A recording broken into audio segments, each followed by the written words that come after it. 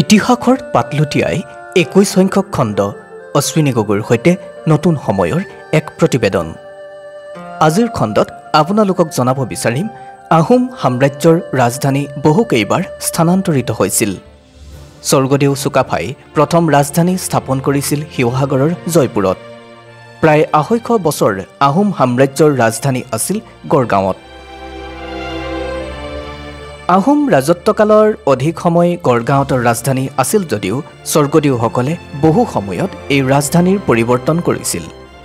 আহোম ৰাজত্বকালত ৰাজধানী একেঠাইতে নাছিল। 1226ত স্বৰ্গদেউ চুকাফা সৌমাৰত প্ৰৱেশ কৰি মুং ক্লাং চেক্ৰাক অৰ্থাৎ অভয়পুৰত ৰাজধানী স্থাপন কৰে। শিৱসাগৰৰ এই স্থানত বানপানী অহাৰ বাবে স্বৰ্গদেৱে অভয়পুৰৰ পৰা হাবুঙলৈ ৰাজধানী স্থানান্তৰিত কৰে।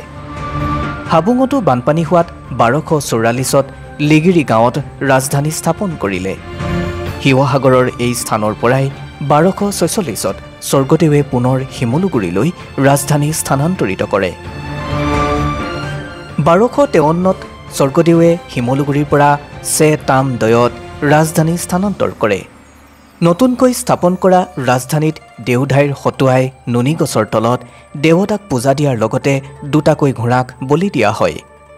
চেতামদয় অৰ্থাৎ পৰৱৰ্তী কালত চৰাইদেউ নামেৰে পৰিচিত হয়। স্বৰ্গদেউ বামুণী কোঁৱৰে চৰাইদেউৰ পৰা ৰাজধানী স্থানান্তৰিত কৰি দিহিঙৰ কাষত চৰগুৱাত পাতে। চৰগুৱাত প্ৰায় 90 বছৰ আহোম সাম্ৰাজ্যৰ ৰাজধানী আছিল।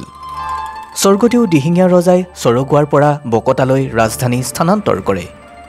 বকতাত ৰাজধানী পাতি আহোম স্বৰ্গদেৱে চুতীয়া, ভূঞা আৰু কছাৰী ৰাজ্য জয় কৰি 3খন ৰাজ্য আহোম ৰাজ্যৰ লগত চামিল কৰে। 1539ত স্বৰ্গদেউ গড়গঞা ৰজাই গড়গাঁৱত ৰাজধানী পাতে। গড় মাৰি ৰাজধানী পতাৰ বাবে এই ঠাইখনৰ নাম হয় গড়গাঁও। স্বৰ্গদেউ প্ৰতাপ সিংহই 1603ত গড়গাঁৱত নগৰ সুৰক্ষিত কৰিবৰ উদ্দেশ্যে নগৰৰ চাৰিওফালে বাঁহগড় নিৰ্মাণ কৰাই 10খনকৈ দুৱাৰ আৰু 3খন সিংহদুৱাৰ দিয়ে। স্বৰ্গদেউ ৰুদ্ৰসিংহই গড়গাঁৱত পকী পূজাঘৰ, দুৱাৰ আৰু ৰংঘৰ নিৰ্মাণ কৰে। স্বৰ্গদেউ ৰাজেশ্বৰ সিংহই ৰংপুৰ আৰু গড়গাঁৱত দুয়ো নগৰতে দুটাকৈ পকী তলাতল ঘৰ কৰালে।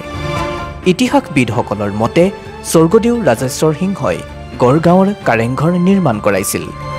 এই জনা স্বৰ্গদেৱে তেহমুঙত এখন পকী নগৰ নিৰ্মাণ কৰাইছিল। স্বৰ্গদেউ গড়গঞা ৰজাই যোৰহাটলৈ ৰাজধানী স্থানান্তৰিত কৰিছিল। স্বৰ্গদেউ ৰুদ্ৰসিংহৰ দিনৰ পৰা স্বৰ্গদেউ গৌৰীনাথ সিংহৰ দিনলৈকে গড়গাঁৱত আৰু ৰংপুৰ দুয়োখনেই আহোম ৰাজ্যৰ ৰাজধানী আছিল। গড়গাঁৱত ৰাজধানী থকা প্ৰায় 250 বছৰত আহোম সাম্ৰাজ্য সমগ্ৰ অসমতেই বিস্তাৰিত হৈছিল। ইতিহাসৰ পাত লুটিয়াই পৰৱৰ্তী খণ্ডত আমি আৰু অন্যান্য প্ৰসংগ আপোনালোকলৈ আগবঢ়াম।